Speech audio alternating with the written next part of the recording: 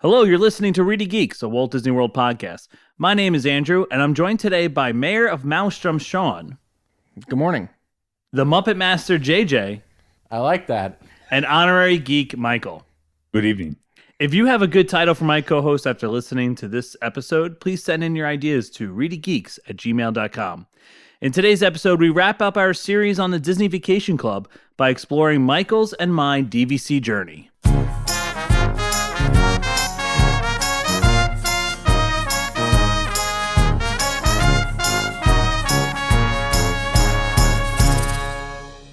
So previously on Reedy Geeks, we talked about the pros and cons of joining the Disney Vacation Club and who we believe that the Disney Vacation Club was mainly for. Now, Michael and I both joined Disney Vacation Club around the same time. So today's episode, we're going to explore our journey, how we decided to become members, what the process was like, and what we've done with those points thus far. So, Michael, why don't you start us off by telling us when you started going to Disney? Because I started going when I was younger, right? And then I stopped and continued on later on. But when did you start going? Yeah, I believe you've been going your whole life, so much so that you've had a nickname known as the Disney Kid. Well, It's actually Disney Boy. Oh, I'm sorry, Disney Was Boy. it Disney Boy? I think It was. Disney Was it Boy, Boy? right? That's Disney- so much worse. I mean, That is worse. That is worse. Wait, Disney? No, Disney Kid. It was Disney. It was the Disney Kid. Boy sounds like an insult. Yeah, Disney Yeah. Boy. You Well- boy. I mean, I was 9 years old, so he was just a boy. I was a boy. And aren't we all still Disney boys? Yeah. That's true. Oh, that's for sure. Yeah, well, it's the experience that I've had with Disney was probably some can relate.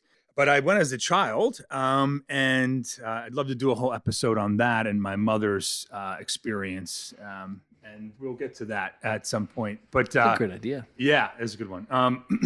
I got reintroduced to it as an adult, where I went to go visit the Magic Kingdom for the day, and I was kind of shot back to my childhood, where I that nostalgia kick kind of came in, and I was like remembering all the fun I had as a child, and I thought, okay, this might be fun to do again as adult, and as an adult and experience that. So I ended up planning a trip. We went on a proper trip to go and explore the entirety of Disney World. And it was at that point where I learned about DVC and that was even an option. And I was going regularly as a young kid with my family, but in my college years and after college, my thoughts of Disney were always when Sean would go. Sean actually went a lot after college when your sister was working in the program, the college program. In the program. Yeah. And I remember texting you all the time, like, can I fit in your suitcase? Can you just bring me along? There was a period where I was probably there at least once a year, usually twice, for like, I would say a good 5 or 6 years there. Yeah. Where it was like just every 6 or 7 months I'm going to be in Disney World doing something. So Probably from like 2011 to like 2017. yeah, then, right? It was yeah, like- that time Yeah. sounds about right. So then this started shortly after that, because once Michael was going in 2018, I got very jealous, right? And I had just been 2 years dating my now wife Emily, and I wanted to show her what I grew up with, right? Like I wanted to show her, like, she'd only experienced Disney twice in her life, and so I wanted to take her along my childhood experiences there. So that's when I started going back again in 2018. So I was like 30 years old, right?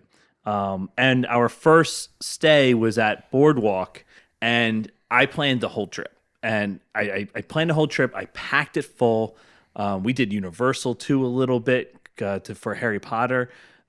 We had resort days. We stayed there for like, I think 10 or 11 days. Wow. And Emily did not know the cost. She did not know until we got back. Oh no. Yeah. And she has admitted to me, a couple months later, she admitted to me, I wish we never went on that trip because it was just so expensive. Staying was at she- the oh, Boardwalk this was- for like 11 nights. But was this like you're trying to impress? I was your trying to now impress her. I wife? wanted her to fall in love with Disney. Yeah. But like, were you covering costs Or was it with the No, he said no. he was going to send her a bill. He did. This is an audio experience. Yeah. He's shaking his head no. So I did add it to Splitwise. Yeah. No. If anyone knows the app Splitwise, when you split bills, And if you when you sign up for Splitwise, use promo code ReedyGeeks. ReedyGeeks, promo code ReedyGeeks. Well, but and you know, like to that point, Emily has no idea how much Disney costs. We haven't gone, you know, as a family, we went twice as kids, but you don't realize what that entailed, and you know, right, and to stay at a deluxe resort like Boardwalk, it's a primo resort. We did consider staying at Port Orleans, which would have been, you know, fantastic as well. Yeah, it just would have been a bus ride instead of walking to Epcot. Walking to Epcot. Yeah, walking out of the city. But, you know, together we made, it wasn't like my decision to stay at Boardwalk. We made that decision together as like, hey, listen, if we're doing this, like we thought this was going to be the only time we would ever do it. If we're going to do this like this one time as a single or as a couple that has no kids and everything like that, not married, let's go all out on it. I mean, there's something to be said about going all out. Like when I went in 2018 as well, we did Beach Club, we did the dining plan, the park hoppers, and it was unnecessary at the time, but we didn't know because it was our first reintroduction back into Disney, and you don't know that you need you might not need a park hopper. You probably don't need the dining plan. No one needs to eat those many sit down. Right. Yeah, and you got the highest dining plan. So that all the snacks, all the appetizers, the desserts, like it's too much food. Yeah. So, you know, that in and of itself was that reintroduction was learning like what Disney is. Yeah. You know? That's why I panhandle outside of parks looking for people that are like on the last day of their dining plan. Yeah. Yeah. There you go. That sounds like a future title. Panhandling. I have a sign. I'm not looking for money. I'm just looking for dining credits. You have 3 meals you haven't used? Give this way. There you go. I'm right here. I'll pay you $10. We did that for once. 3 meal We credits. did that once. We were waiting. We were literally at Pop Century waiting for the bus to take us back to the airport, and we had 6 unused meals. We went into the cafeteria. We got pizza. We got wings. We got French fries. Just sat outside, just shoveling food. Because like we're gonna eat. We're gonna spend $80 eating at a restaurant in the airport. Yeah. So just shovel as much food into your face as you possibly can, because I think just brought the pizza. I think travels. the dining plan exists. The dining plan exists to trick parents into thinking it's worth the money, because it's tricking people into thinking it's convenient and easy. And it's also tricking people into thinking that it's free because it's already part of your it's built into your package. So it's like, oh, well, just go get breakfast. You just scan your bracelet. You get free, you know, when they don't really know. Its best, you're just prepaying for your very at times very mediocre like restaurant. Yeah. Quick service, sure. Quick service food. I would say that Disney World's bread and butter, as far as food goes, is that they actually have decent sit-down restaurants, which other theme parks don't have. And there's usually a few different snack foods that are really special in each park. The jambalaya. None of those are meals. In Port Orleans French Quarter. The jambalaya is delicious. I want to try that next. I really love good. jambalaya. Jambalaya is so just good. recalling that dining plan experience in 2018, I think the best bang for our buck was California Grill. Like, you know, that's amazing. Yeah, it was amazing. You get the appetizer, you get a main course, and you get a dessert, and you're just scanning your band, but you do pay tip. Invite you over for dinner. My dinner. So we spoiler alert, went the next year again, right? I know for me, we Emily and I saw a special for teachers. Emily and I are both teachers, that we could stay at a Disney Springs resort for pretty cheap. But then actually we talked to your dad about staying off property at one of his a vacation club that he's a part of, right? Now your father is correct. My father-in-law, your father.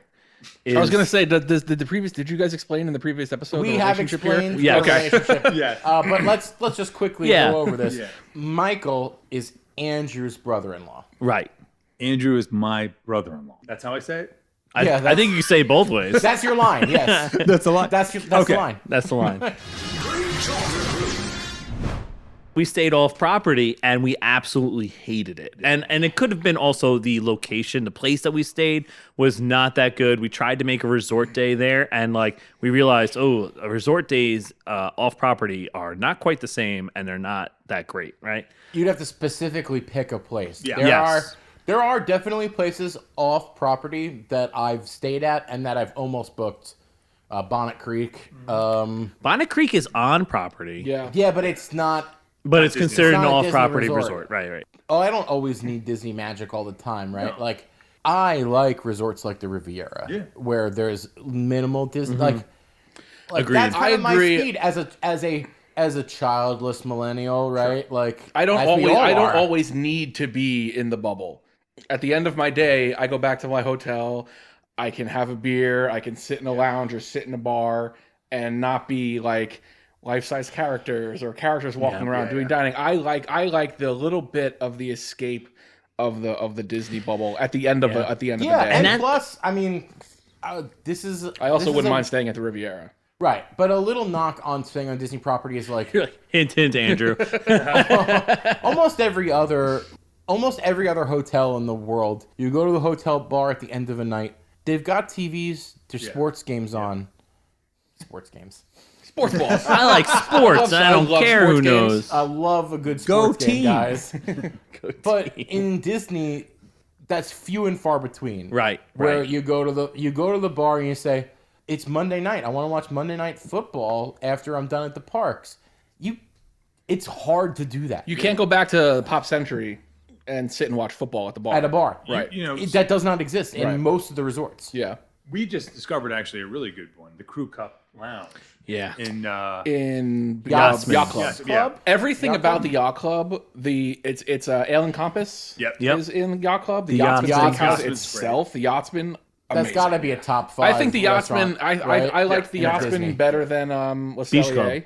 I agree. Oh, it's better than I think Absolutely. the steak at Absolutely, yeah. Yachtsman was better than Le Cellier. Oh, Even Martha's Vineyard in the Beach Club has TVs that you can watch Yeah. games at. But the Crew Cup offer into the Crew Cup is way better, I think. and there's 3 TVs. There's 3 TVs, yeah. We were in there and I was so distracted I couldn't follow the conversation because there was like 3 different movies going on and they were awesome. They were like it was Independence Day, Jurassic Park, Hell yeah. and like Harry Potter. Well, you And I were was 3 like, Blantons deep at that point. Yeah, that's true too. Ooh, It's- plans. yeah, I mean, they have blends. I mean, they have... it was wine really was great incredible. bourbon options. Yeah, wine options. Did you ask for the bottle top? I didn't finish. You can't ask without finishing the bottle. So okay. I did. I I wasn't challenged able him to finish the bottle. Is that a real thing? Yeah. Well,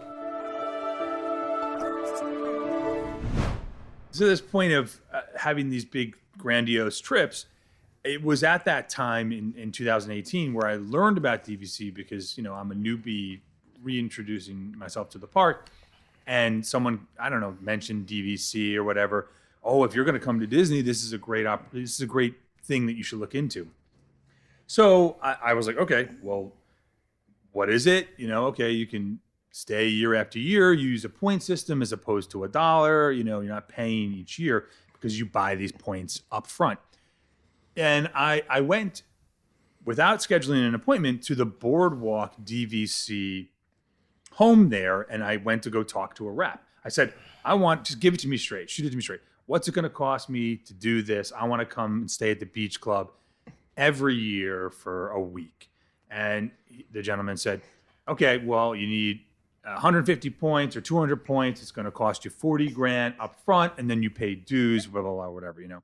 And that's when I truly considered buying DVC. That's a big purchase, though, right? I mean, that's a $40,000. That's a brand new car. That's a brand new car. That's a down payment for a house, a condo, whatever, you know. So it is a big commitment, and that's something you have to weigh when you're looking into this.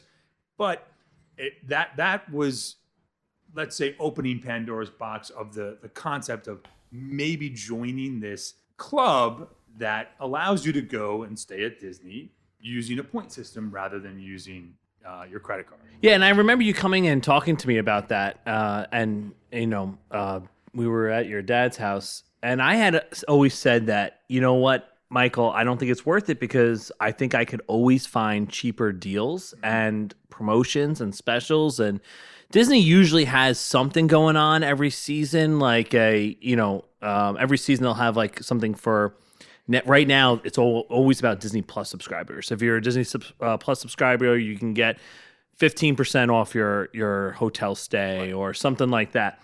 And so I thought, I have a feeling that I could always find something that would be cheaper. And I also wanted to stay at multiple resorts, right? So you loved Beach Club. Yep. And you wanted to stay at Beach Club all the time, but I wasn't really attached to any one particular resort. And so I wanted to try them all, right? And so I thought, is Disney Vacation Club the best way to do that? Also, I really like Port Orleans. There was no Skyliner at the time, but but now with the Skyliner, Caribbean Beaches, pretty nice. The Coronado was very nice, especially with the new tower. Grandestino Tower is great. Beautiful. Yeah. But not on DVC, right? So it's not on DVC. You can't. Well, not yet. Not yet. Not yet. Well, I bet you they introduced something at some point. But to your point, okay, if you buy DVC, then you, in some sense, lock yourself out of staying at these other places that don't have DVC because you're thinking, I already paid. Right. You can, as a DVC member, there's nothing stopping you from staying at Pop Century, but why would you? It would be better to just rent out your points and then pay for that in cash, and you would save money than using your points that way. And this goes not even just for the resorts at Disney World. Like, you can, as we talked in a previous episode, you can take your points and transfer them to other vacation club and get a room in New York City, get a room in Paris. You can transfer your points to Disney Cruise Line and book a cruise through it.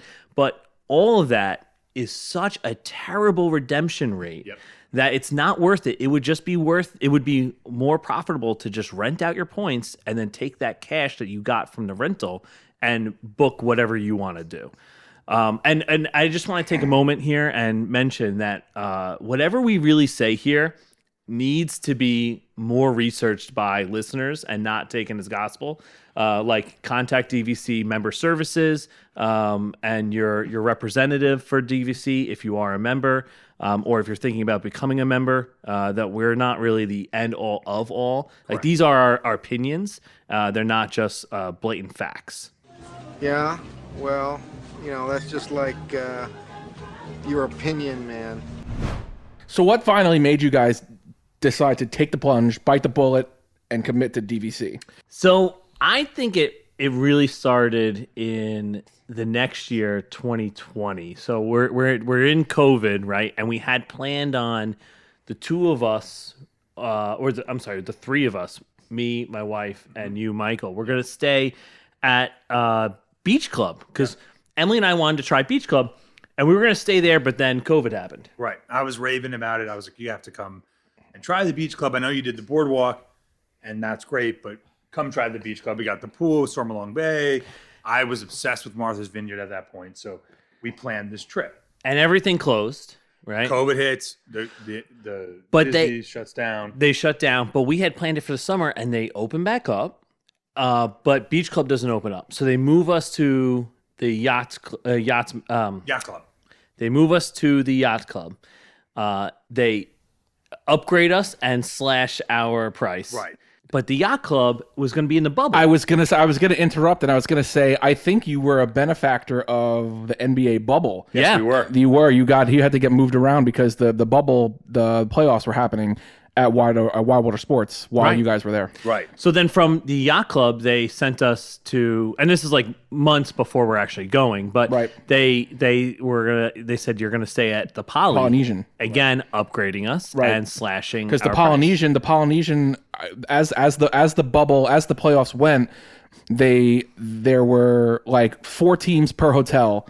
And as those teams got eliminated, they would condense and move teams. Yeah. So the hotels would open to the public or to other guests as the teams left. So like the Polynesian, the only people at the Polynesian at the time were like 3 or 4 teams, and it's their entire team, their entire personnel, their staff. But as the teams left the bubble, they moved them to other hotels. Well, I don't know what really happened, but I think the Polynesian wasn't open for regular guests. Again, because they moved us again. They said, you can't stay at the Polynesian. You're going to stay at the Contemporary. Okay. And they gave us a theme park view, right? Right. And I think it was $800 for 4 nights. Yeah, it wasn't more than 900. Maybe there's some little tax in there. Yeah, but like it was 840 or something. 4 nights. Yeah. Theme park view. You could see the castle, Space Mountain, And you were in the Contemporary itself. The You weren't tower. in one of the Yes. in the proper Contemporary, In the main building. A-frame. The When A-frame. you walk out your door, there's the monorail passing you. Was that also the time that the Polynesian was in Reno? They were redoing the lobby. Was that during that time too? Maybe that's why it wasn't open. I'm not sure. I think the Reno was after that. Was it? But it could be maybe overlapping. I think that they just didn't open it post-COVID yet, and maybe they used it for the players, but it just think wasn't the players open did. post-COVID. Yeah. And this was also a time in the world, and specifically at Disney, where we had to wear a mask everywhere. Yeah. Inside, outside. Yep. On the rides. On the rides, everywhere. So we have some great photos of us wearing masks. I know. It's funny looking at it now, like But 4 years after. Having that like memory is funny. I think. Yeah. Oh, it's incredible. Like you have to a stayed- Splash Mountain picture where you have masks on. Yeah. Yes. Don't you guys have one hanging in your living room? In the living in Andrew's living room, there is a picture of the three of you in your own boat. Yep. Yeah, Frozen. On It's a Frozen. Frozen. Oh, Ever okay. After. It's Frozen. Okay. And On Sean's favorite and ride, it's Frozen, it's Ever me and After. Emily in the front seat holding hands, and Michael behind us in the middle of the second seat with just his hands up. Holding nobody's hand. Holding the just sky. with his hands up, right? And Hands it to the looks sky. hilarious. It Oh, looks it's a great hilarious. picture. Might Yeah. need to post that on the Instagram. I think Yeah, so. put it on the Put it in the show notes. It'll be in the show post for the Instagram. But it was that trip in the August of 2020, the pandemic, that you were saying that, kind of inspired us to take this next leap. We knew at that point Disney was something we wanted to do year after year. Yeah, so not only was this something we want to do year after year, but then I think that also solidified we want to be deluxe. Like we just, like I Which like is crazy that it's the Contemporary that made you go, we have to stay deluxe, because that is notoriously like the worst the one. least deluxe of all the deluxe resorts. I know, yeah. It is funny, but I think it's also the price. Like the fact that we were like, wow, like we didn't really extend ourselves that much, and we stayed at this amazing resort. And, spoiler for when we joined DVC, that's kind of how I feel every year after our initial payment. That first year was a big payment, right? But beyond that, now I feel like, I'm staying at Boardwalk, and what did we pay for these points this year? You know what I mean? Money Like you spent 2 years ago is not money you're spending now. yeah. Right. yeah. Did you? And you can give as detailed or as non-detailed an answer as this is you feel, but did you pay it all off right away? Yes. So that's one thing I would recommend is like, if you have a good plan in place, financing is not a bad idea. But as we talked about in the previous episode, financing is the interest rate is very high, It's you're 10% or something crazy. yeah, you're not saving that much when you buy DVC, finance it. The whole point of DVC is like you're staying at deluxe amenities for moderate prices, and if you're financing, that's not really the case. Now you can have a good plan where you pay off that financing that year or the next year, and then it's like not that bad. You have 50 years now of enjoyment, and you just had like 2 years of like shit. You know what I mean? Of like crummy prices, crummy payments. But beyond that, like if you're planning on financing this for, I think they go up to 10 years. Like that's totally not worth it. You know what I mean? 100%. I agree Right, with 10 you. years at 10% is crazy. Yeah. I agree with you. Emily's friend, husband and I were talking, and he was like, should I buy DVC? And I said, yeah, I love it. We love it. We use it all the time. And then we talked about the price, and I said, I particularly think if you can pay for it outright, that's the way to do it. If you're going to finance, it's an additional percentage that you're paying every year on top of what that initial payment was. So that is a roadblock for people trying to get into this program, is you need a lot of money up front, depending on how many points you're going to buy. And it's a big commitment. So This is a weird technical question that I don't think you guys may even have the answer. Are there prepayment penalties for these financing options? 'Cause if Paying it you're off selling- early? Right. for I paying it off actually early. don't 'Cause think if there you're- are. I don't think there are. No. Yeah, because I've heard too many So- stories of people that paid it off like pretty quickly after financing Yeah. it. That you wouldn't Because- pay a penalty for that. right. You know? Because if you're someone, I don't know, if you're going to buy $40,000 worth of points, let's say, Yeah. but you really only have 15 up front, and maybe that's because you get a bonus every year from work or something, and you know it's going to be like 10 to 15 grand, and just every year you just JJ, don't you get a bonus from working? well, I don't know why you're saying that. Sounds like you need to buy DVC. Sam, earmuffs. So for in my household, my wife was probably the last one to get on board, but she really didn't need that much convincing. The next year, when we wanted to go back and we looked at prices of staying deluxe, and we're like, ooh, we're not getting that contemporary deal anymore. You know, Yeah. that COVID deal there.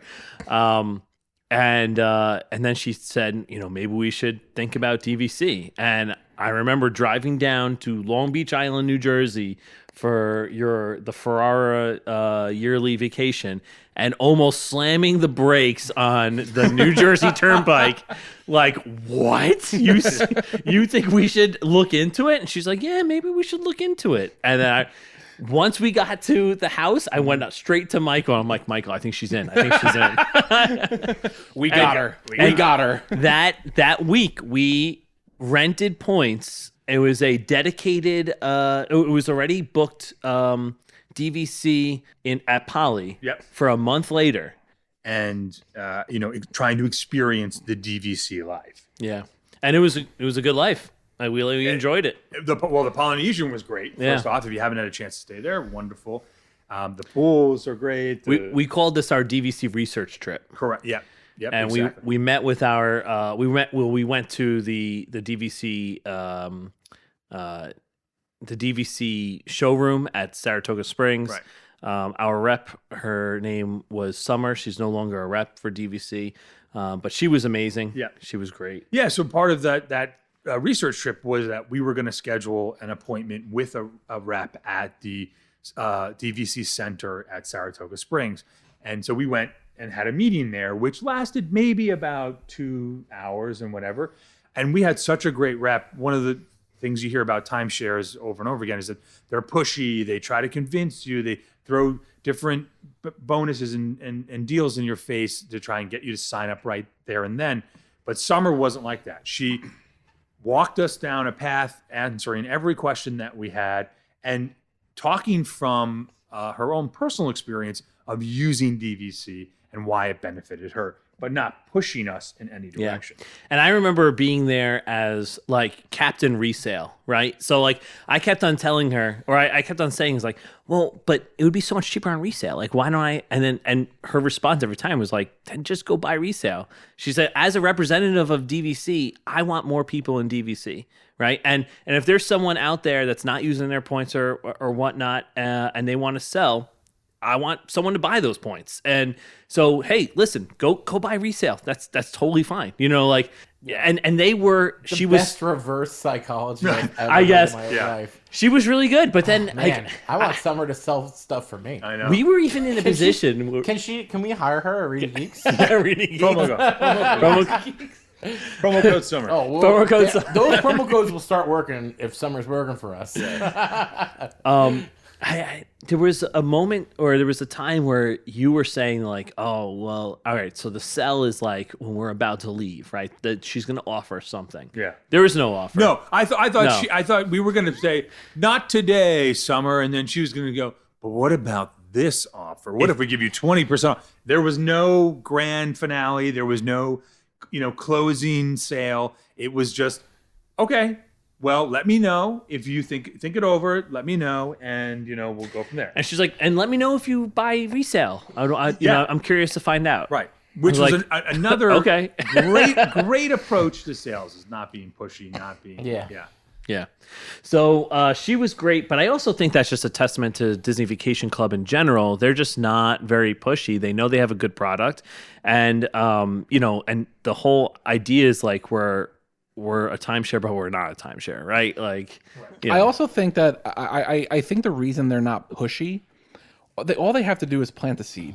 All they have to do is show you the hotels, show you the rooms, tell you what you can do, and then just let you go. Yeah. Just give you the $100 gift card and just let you go, because within 30 days, I really wonder if there's anyone who can give us this information, what the percentage of people within 30 days that don't buy day of email or call back and say we're ready. Right. yeah. What's the conversion rate there? Is fascinating. And I wonder, like, all right, so the person that went to a Wyndham in, say, Cancun and got the spiel, right, and then left, went home, and is thinking about it. When you go home, are you like, yeah, that was a good trip, but are you dreaming of getting back to Cancun? Right. But Disney, everyone knows that, like, when you leave Disney World, the first thing you're thinking about is going back to Disney when World. is my next trip to Disney World? Right. When do I get to go back? When do I get to bring this person that I didn't get to go with this time? Yep. We have to go back.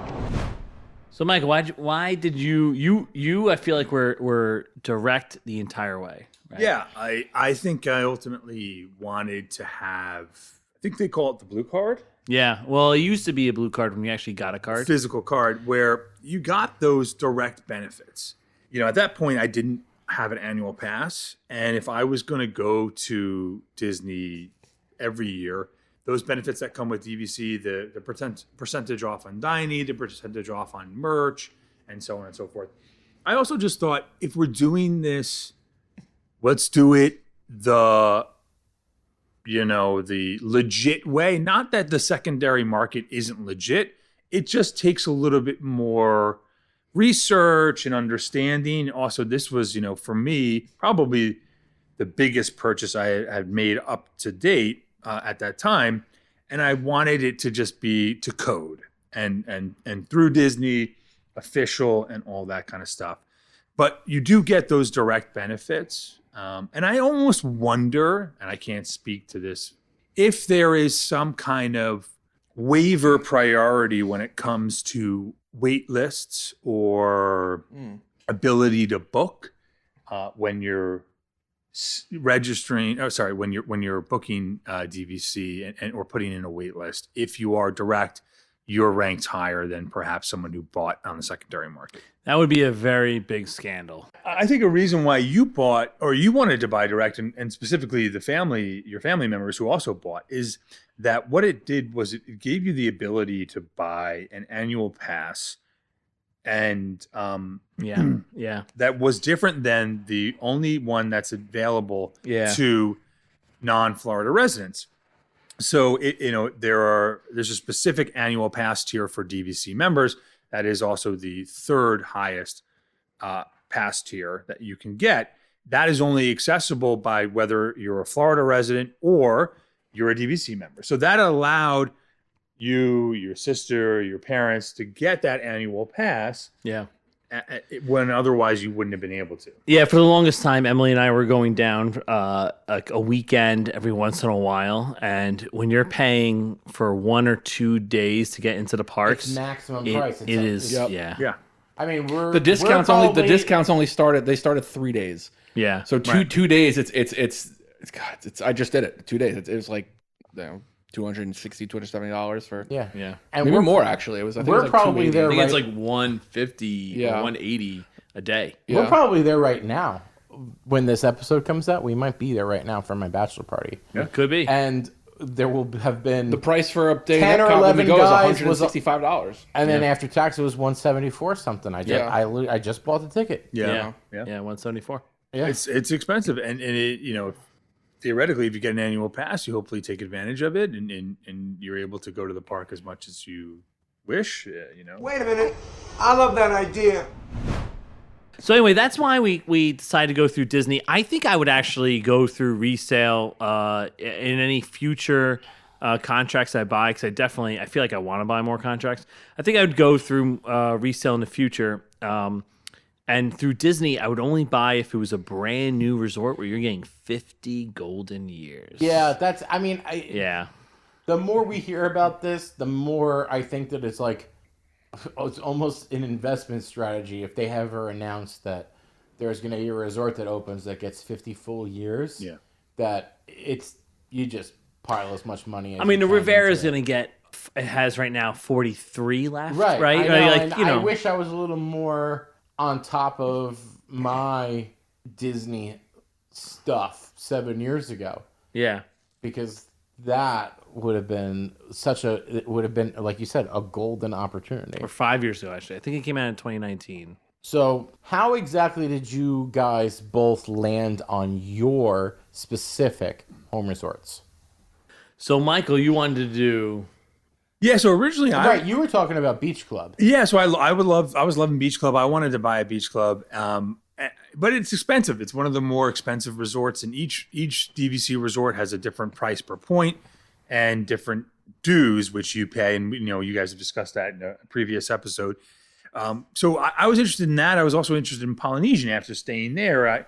Because I had stayed at both of those resorts, it was real to me. It was I know what I know what I can expect year after year staying there. So then we, after talking to our rep, realized that there was such a good deal going on at Saratoga. The more points you bought at Saratoga Springs, the lower price per point it was going to cost us.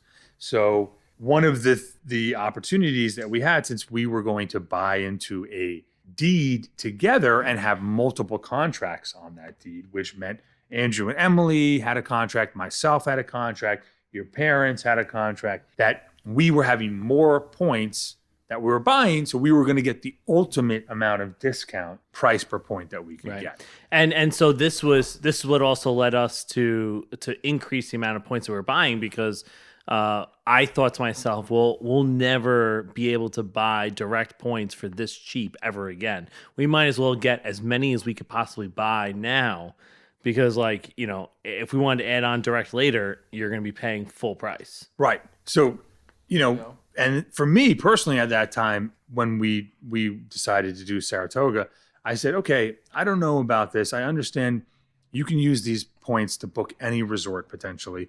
You could get Polynesian with your Saratoga points. You could get Alani with your Saratoga points. I decided to pull back from maybe doing 150, 200. I did 100.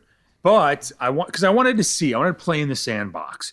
And I did that with Saratoga. And then 6 months later, I purchased another 100 at Grand Floridian. So that was just me alone doing that, which I wanted to get a resort that was on the Magic Kingdom, the loop there, the monorail loop. I wanted that. Grand Flow represents the thing that's most, the situation that we're in,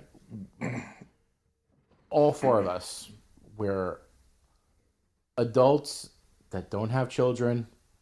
For a monorail resort, Grand Floridian is the optimal option. It is the most relaxing feeling of those three. It's the biggest escape. Relaxing, I guess. Yeah, well, because but there's less kids. It's like it feels more like an escape. I almost feel like the Grand Floridian would feel the most relaxed just because it feels so stuffy. You almost feel like you can't even really talk too loud in there, or else someone's gonna yell at you because it's. Well, if the piano player is playing, then you can talk a little louder. It's not that bad.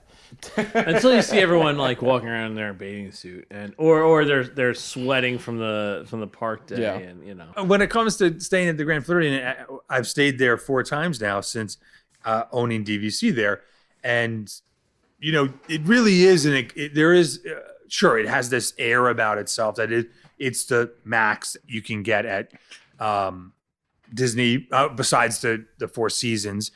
But, it's very family friendly. There is the great family pool with the Mad Hatter play splash pad. Yeah, it's very funny. We sat on the patio outside of what's the bar? Enchanted Rose. Yeah. And just watched, there's this one kid just kept, when the water spills out, just one kid just getting absolutely pummeled by an entire thing of water, just would keep going back and keep going back and keep going back. And it's so fun. Very funny. Just watch this one kid just keep getting owned by an entire like giant bucket of water. Yeah, I mean that's great, and that makes it a family resort, and so you do have people walking around in their bathing suits and shorts and families and all that kind of stuff. But you really have these high end experiences too. That Citricos is a great restaurant, and Enchanted Rose we just Have mentioned. you been to Narcoossee's? Narcoossee's fantastic. Yeah. The renovation they did there is wonderful.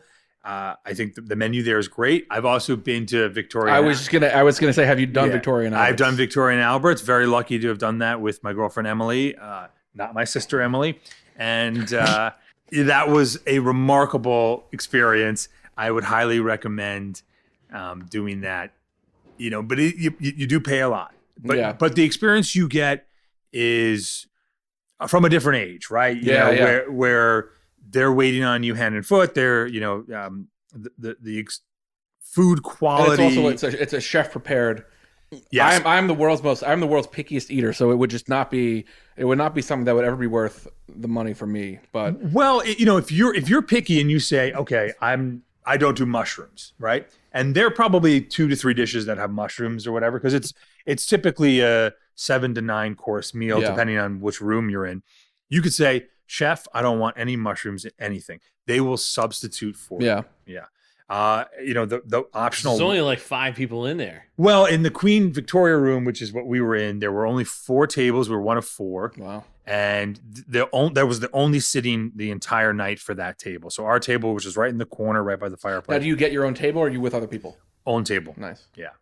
It was. They have that table for the entire night. We were there from 7 o'clock to 12. Wow. 12:30, 12. Wow. We and shut no it one down. sits before that. No one sits before that. No one sits after You're us. the only butt in that chair. Yeah. Only butt in that chair. And our waiter, Christopher, was fantastic. Nice. He walked us down that journey from the food sense, but we did the optional wine pairing. That was my next question, because I know you pay in advance, kind of like a pay one price for the meal, but and then is food and drink or drinks rather is just a la carte.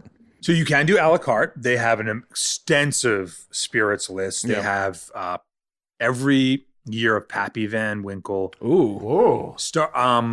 I don't know Pappy very well, but I think there was like the 10, the 12, the 20 something, the 30 something, and you can even do a Pappy flight. Wow. Ooh. You could get a Woodford Reserve, but you could also get a glass of Jarvis, Cabernet Franc, or whatever wine they have to offer. But then you can add on an optional wine pairing, so every course comes out with wine. a Nice. wine. They have a Michelin star, right? Michelin star. They just got it. Yes, Yeah. that's correct. Yeah. It was so cool. I highly recommend. But you're shelling out. Yeah, and you got to get dolled up too, right? Yeah, I wore a suit jacket. I was gonna say that is the only place like even places like California Grill say they have a dress code, and It's almost never can be enforced. No. Yeah. No. all that means is like, don't be a sweaty mess when you show you up. can't. So that's where you're not wearing your bathing suit, your shorts, Right. But there was a gentleman in the same room that we were in that didn't have a suit jacket, so that was fine. I also wore my as long as suede hokas, so Heck like single color suede hokas. Like I don't wear dress shoes, so if they told me that I couldn't come in with those on, I was leaving, and they were going to lose my table, and that's fine. But the Grand Floridian has a lot of options that span the gamut. It's a Well, and to JJ, to your question too about like how do we choose our resort? Like, yes, Saratoga was the cheapest per point at the time, direct. But to our listeners, you shouldn't just take that into consideration. Like, I had created an elaborate spreadsheet that measured what my wife and I thought were the most important characteristics of a resort. So we jotted down the 14 most important characteristics of a resort, and then rated them on how important they were to us, and then rated each resort based on those characteristics to give us a final result. And so if you want access to that spreadsheet, email ReedyGeeks@gmail.com. yeah, and I will be happy to put that on Teachers Pay Teachers for you. No, I'm just kidding. I'll definitely give that away. Like that was fine. It is very elaborate, but like there's so much to think about. Like the do's is very important. You could get a Vero Beach or a Hilton Head contract for super cheap through Disney or resale, but the dues are going to be twice as much for the rest of the contract, right? So for like maybe the next 30 years, you're paying twice as much dues. That adds up to probably more money than what you saved on the per price. Also, just like, different things like not every resort has the same room type. Not every resort, for instance, Poly, famously, up until this island tower opens soon, right? That's going to be in like 2 months that it opens. Can't wait. Yeah. Yeah. This up until then, they only had studios that sleep a maximum of 5, or the bungalows. The bungalows that sleep 9, right? But they didn't have any grand villas that sleep 12. They didn't have any 1 bedrooms where you have a full kitchen, right? They didn't have any 2 bedrooms where you can have separation between different groups. Right, that sleep like the 2 bedrooms. Sleep like 6 or 8 depending on the. 2-bedroom, will sleep. 2-bedroom will generally sleep 9, actually. Oh, right, and it's 2 queen beds, right? So that's 4 right there. So and then, actually, the bungalows are considered like a 2-bedroom, and so they had 2 bedrooms, but they didn't have the yeah. 3, which is the grand villa, right? And But they're had not the priced 1 like 2-bedrooms. They're priced like grand villas, right? They're right. well because they're bungalows. water bungalows that have private hot tubs, dipping pools, and they also you can see the fireworks every night from there. They pump in the music to your balcony. But I mean that's worth. Yeah. Disney has already put a price on how much being able to watch the fireworks to the music costs, and it's definitely a premium because Ohana, Narcoossee's, California Grill, these are all premium. You pay an extra price. Mm-hmm. Just because when the fireworks play, Yeah. you're gonna be able to see you're gonna them. get an experience. Do you think you would ever splurge on the points to stay at a bungalow? Oh, at a bungalow, I actually don't even know. Like, I could do one night or 2 wow, nights. really? But I have 200 points. If I bank and borrowed, I can have a maximum of 600 points. Okay. And I mean, I can get a couple nights out of it. But that means I can't go to Disney for the next 3 years. Yeah. You know what I mean? Like, Wow. It's that many points. It's that many. It's points. like 300 something a night. It's absurd amount of money. Well, you think about it, cash. If you go to Disney's website and go to look up to stay at that, I think they're over $1,000 a night. 1,500 to 2,000. Yeah. It actually caused a big problem with the Poly Resort because nobody bought Poly Resort thinking that they were ever going to stay at the bungalows. So everyone that bought into Poly's Resort is fighting for the same studios, right? Mm-hmm. And so that's a big problem with Poly. The towers are going to fix that problem. The tower's going to fix it. But they're going to sell more points too, so you're going to have more people. And then more people in the Poly, and some of them will grab studios sometimes, and some of them will stay Well, in it's the exactly tower what's sometimes. happened at the Grand Floridian. They reintroduced the new building 2 years ago, which is when I bought the extra 100 points that I have now. And there are 2 different room types. There's a room type that has the typical, standard DVC, which has a single bed and the pull down Murphy bed. So, and then you have that 5th sleeper.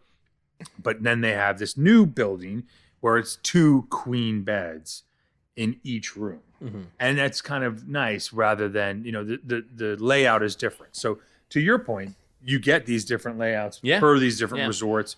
And it just depends on where you have those. So points. we wanted to go with Saratoga because it goes further than the 2042 resorts. Yep. It was cheap for the price per point. It is relatively cheap on dues because of how big it is. Right. Right. We had spoken about how large Saratoga is. Yeah. It's so large it has 2 feature pools. It's so large it has 3 or 4 quiet pools, right? It's a gigantic resort. Good location. Good location. Great location. So you guys, obviously, you've bid the bullet. We've heard Michael initially bought 100 and then added 100. Andrew, what did you end up with as far as points? So we ended up getting 200. Okay, so you guys are both the same then. No, yeah, well, now we are. Right. Yeah. You guys both have 200 points. 200 points. So we ended up getting 200 points, and the Saratoga points allow us to, because Saratoga never sells out. I'm sorry, it does sell out, but it's the last resort to sell out because of how big it is. And so home resort doesn't really have any benefit. Having it as your home resort, like you have no really 11-month benefit because you can get that same room at 6 months, at 5 months, right? So we bought because it is the last resort to sell out, right, which is also then a benefit to if you go, oh, it's my 40th birthday, it's whatever. Absolutely. I want a special occasion. I want to stay at the Grand Floridian. I want to stay at this. You'll know 11 months out. Yeah. And you'll be the first one in. Yeah. Right. So we use those 200 points as like network points, and we try to stay in as many other resorts as possible. Okay, so what trips have you guys have done? What have you done with the points? Yeah, no, I was just going to say to that point, pun intended. Emily and I, we have a tradition of staying at the Grand Floridian every July 4th, and knowing I can book that 11 months in advance is great. It means because I have the home resort points there, I can in August get on the DVC site and book that, knowing we're going to do that every year. So that's a real nice benefit of that. But we've also done the Animal Kingdom. We stayed at Jumbo House. We did Bay Lake as an impromptu.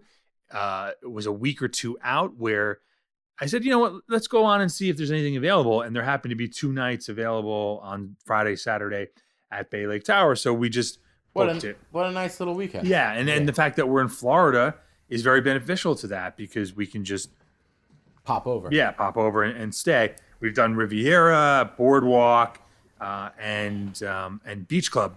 And the fun thing too is we've done studios and we've done 1-bedrooms. The most recent Grand Floridian trip we did, we stayed at a 1-bedroom for 5 nights, 6 days. I borrowed some points from the year coming up, but a 1-bedroom changes the game. As you guys have previously discussed in the episodes, 1-bedroom allows you to have a full kitchen. And with you guys both being vegan, that is a huge benefit. Yes, we were able to cook breakfast, cook dinner, cook snacks, we brought a ton of water and all this kind of stuff. We just had the space. And you have in-suite laundry, a washer and a dryer. And we know JJ. Tide Pod JJ approves of doing laundry on your vacation. Yeah, so Emily got a stain on her sweatshirt or whatever, that I had nothing to do with by accidentally hitting her wine glass or whatever. But we were able to throw that in the washer, and it was fine. That is a huge advantage of a 1-bedroom that you typically are not going to have access to buying rooms through cash. You get that through DVC. For my trips, so Emily and I, our first trip using the points, we stayed at Boardwalk, and we actually split those, right? Yeah, we did. Yeah. We did. Yeah, we took some from yours, some from mine. Remember, you booked two or three nights, and I booked the other 2 or 3 nights. Then we combined the reservations. Did we say how we bought on the same deed? Yes, we did. We did. And I would like to say about that, actually, is that I do not recommend buying on the same deed with a large group with your of in-laws. Yeah, and it's something that we came to realize is that like you can't transfer points between contracts as easily, and like you actually can't do it at all when you're on the same deed. But if like it's when we say it's that was Michael's contract. Well, no, if we're on the same deed, it's also my contract, and it's also my sister's contract, and it's also my other brother-in-laws of my sister. Like it's all of our contracts all together because we're all on the same deed. We all have equal ownership of them. If someone passes away unexpectedly, like tragically, or if there's a divorce that happens, or if any life-changing thing happens, like it could put everyone's points at risk. So I really don't recommend doing that. We did it, and then we quickly separated. We retitled our deed and separated all of our contracts. It cost a little bit extra, but we still saved in the long run. Yeah, to your point though, it isn't as clean as if we just had done it Individually. and you don't get as big of a discount price per point. So you have to go through the headache of retitling, which is a process. It isn't like just going to the store and getting your item and then leaving. You have to really go through that process. I wrote on a thread on a DVC thread of what we did, and I got ripped apart by people being like, "That is so stupid." Like, like what if this happens? What if that happens? Yeah. What if this happens? Like your whole like money is at jeopardy here, and like. Well, right, and luckily you and my sister are going to be together forever. So absolutely. and you have a great family. We trust each other, and if you had just been dating my sister for a year, okay, maybe that's not the right move. But you guys have been married for a couple of years. You've been dating since 2016, so we're looking at almost 10 years. There's this level of trust. Yeah. We do Christmas Eve with your family. Like we are very We're close. all very close. And there's so much so that when we got into an experience where by accidentally, maybe we don't need to include this in the podcast, you can decide. So just get rid of this part that I'm talking about right now. But it's staying in. I'm looking at how long we've been recording for. It's staying in. There was a situation where someone else's contract's points was used for someone else's stay, and we were able to sort that out, because we're so close and we're able to communicate and all that kind of stuff, and it all ended up being okay. But yeah, there is a risk buying multiple contracts on the same deed, and you never know, right? Life happens when you're trying to make other plans. So, it can be risky. So we stayed at Boardwalk that first time, our welcome home, and then since then, my wife and we've stayed at Boardwalk 2 other times. We stayed at the Polynesian over a Thanksgiving break. That was really nice, and the fact that we were able to get that at the 7-month window was great. We've been to Hawaii. We had our honeymoon in Aulani.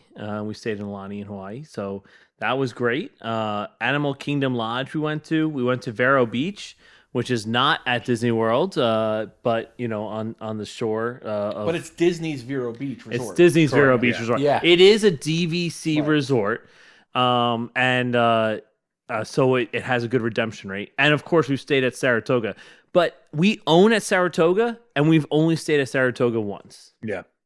So to that point is Saratoga just feels so far away from everything. Yeah, because it's like the closest one to It's Disney at Springs. It's at Springs. it is at Disney Springs. Yeah. like if we're having like a bro trip or something like that, like maybe Saratoga Springs. We should do that with your points. We should. Yeah, And Saratoga's Emily, earmuffs. The treehouse villas or Emily, the 3-bedroom grand villa. We should definitely do that. that would be Your really cool. your deed is 40. so convoluted that we might as well just add ReedyGeeks corporate to it. We need to LLC that. I'll now. contact the lawyer. Yeah. We got to get the CFO in on that. Calm down, Rover. I was only kidding. So we've gone through your entire story, your journey, your points, your trips. Do you have any regrets buying DVC? No, at this point, I don't think of it as regretful. Because I did want to ask you, as someone who now lives once again minutes from property. Right. Do you can't feel possibly be more than a $30 Uber away? Oh, it's not even. Even at the highest not surge. even. It's No, I mean, even at the $8. highest surge, like you could be there on the 4th of July, and it'd be the biggest surge that exists in Disney, and you could get back to your house for like $30. But you've got a beautiful new home. There still is excitement when you think that even though it's literally minutes away, staying at a Disney resort. Yeah, 100%. I think. Excuse me. I think that there's something so magical about staying on property versus, going back to your home. Even though my home is only 15 minutes away, it's still so nice to be able to just be in the ecosystem, being in the world.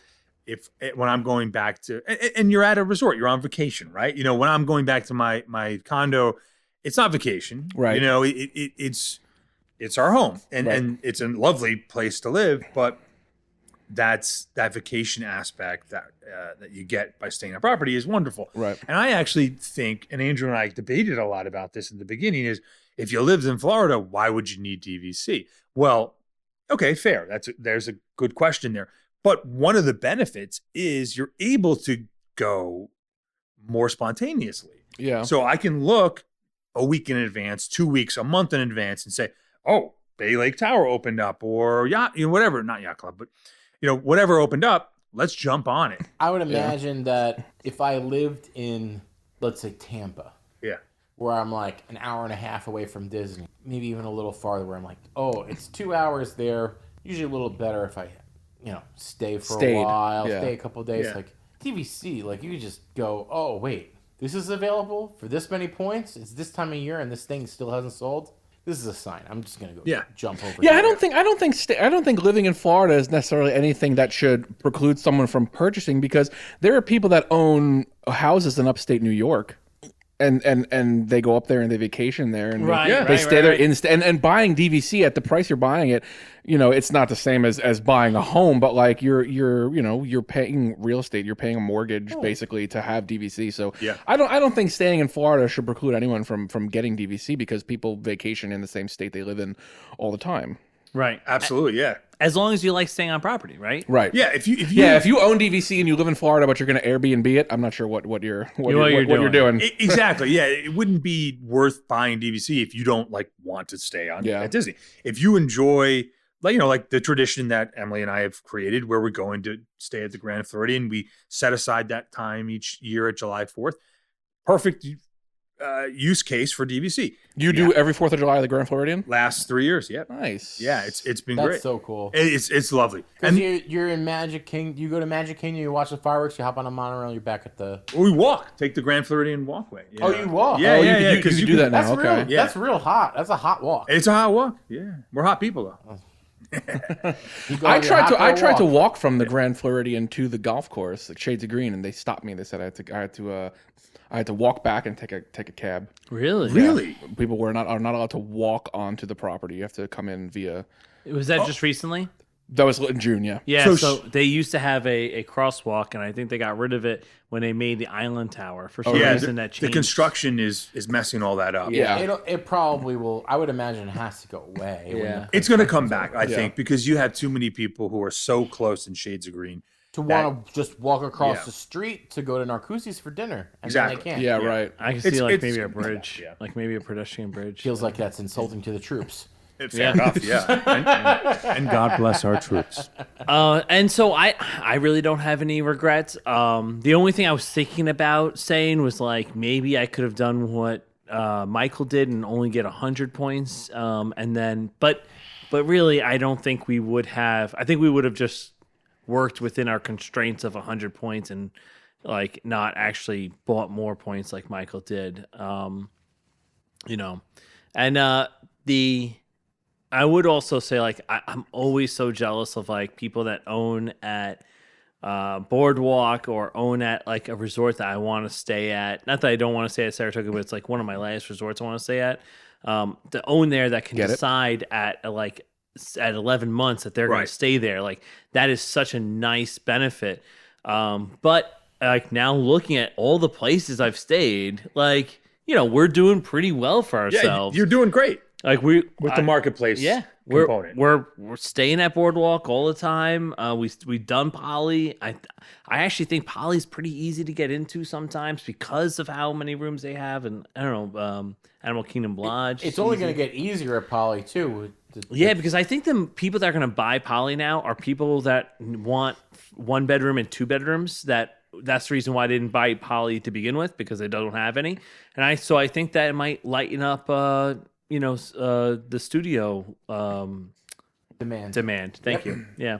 Yeah. So what does your guys' future with DVC look like? So for me, I could see adding on in the future at like at the Grand Californian in Disneyland. Oh, you're okay. I would love to do that. But Grand Californian is awesome. Yeah.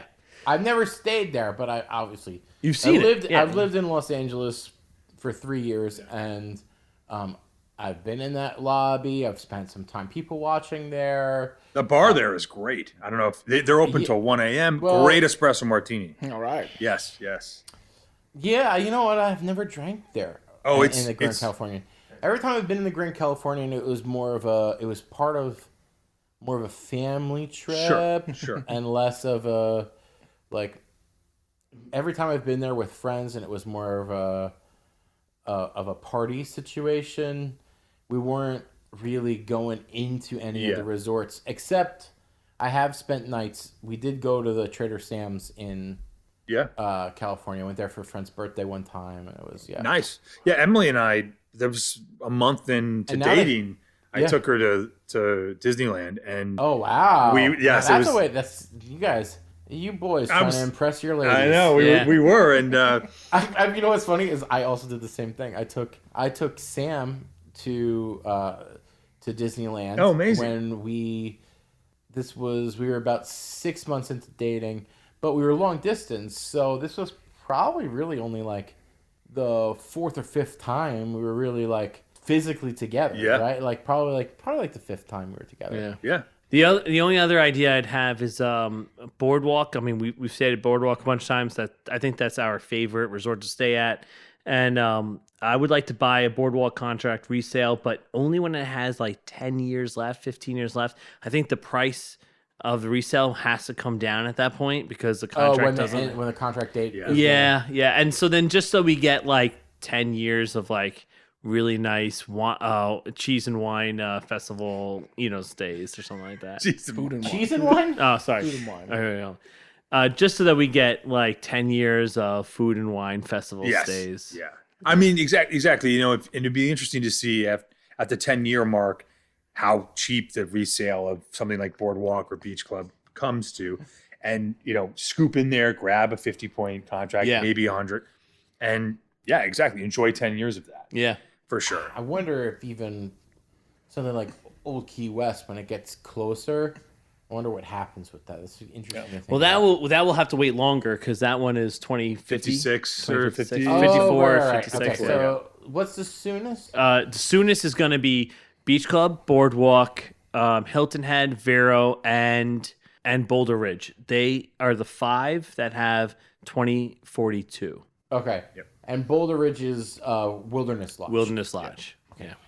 I don't personally know if I'll be adding any more DVC. That's going to be a 200 points is good. 200 points is good. I would add more, but that is now a conversation that no amount of points is enough. No, yeah, I would agree. I would agree. That would be a conversation I'd have with my significant other and what it looks like for our family going forward. But it is nice to have done that already. And that is something that then we can really enjoy for ultimately the rest of our lives. Yeah. Grand Floridian is going to be till 2064. I don't know how old I'll be in 30 years, but 30 years older. 30 years older. Do the math yourself, idiot. And, you can do the math. Your age starts with a 3, and then it will start with a 6. 6, exactly. Yeah. If I'm still going to Disney at that point, and I'm healthy enough to enjoy it, then it would definitely gonna be going to Disney. Mazel tov. Yeah, absolutely. Okay, so I think we're well past time. Yeah. Well, we do have one more question. What was it? Right. I'll just ask it. What's the best thing about being a DVC member? Knowing that I am going back to Disney, staying at deluxe resorts, and like I don't have to you still have to budget it in, right? But it's not even like a question. You know what I mean? It's gonna happen. We're gonna do it. Well, it becomes part of your yearly routine, or maybe bi-yearly, if you're going to bank in your points or you're going to borrow your points. Exactly. If you want to go to Disney year after year, that's what and it's so funny because they say that in the DVC promotional material. Stay year after year, stay magical year after year. it really is that. You get to go every year. And if that's something you're interested in, it's 100% worth looking into it. Yeah. Right. So actually, I lied to you. I do have one more question. Okay. Do you think we have time for a game? Absolutely not. No, we're done. I have a bad feeling about this. All right, so Sean, maybe you want to take us out? Thanks for listening to another episode of the ReedyGeeks podcast. Like, listen, and subscribe wherever you get your podcasts. Check us out on our socials at ReedyGeeks and submit any questions, comments, or future topic suggestions to ReedyGeeks@gmail.com. We'll see you next time. Jax, it's an honorary title. They're not going to list. I see. It is meaningless. Well, then welcome to the Guardians of the Galaxy. This week's Honest Send-Off comes courtesy of Drax from Mount Kylos. If you have an honest send-off that you want played at the end of one of our episodes, please submit an audio clip to us via our email address, ReedyGeeks@gmail.com. ReedyGeeks, a Walt Disney World podcast, is hosted and executive produced by Andrew Shopee, Sean Murphy, and JJ Hefner. Music and audio engineering by JJ Hefner.